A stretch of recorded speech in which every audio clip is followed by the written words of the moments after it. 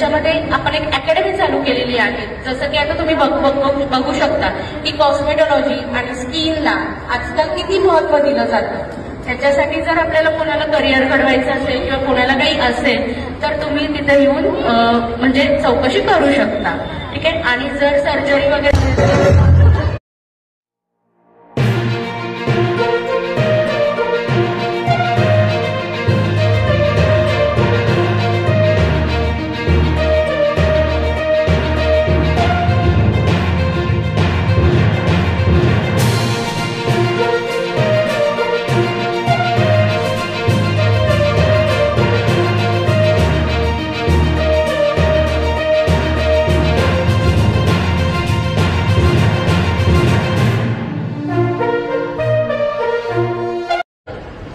जे देणाऱ्याने देत जावे, घेणाऱ्याने घेत जावे, घेता घेता देणाऱ्याने देणाऱ्याचे हातच घ्यावे असं म्हटलेलं आहे.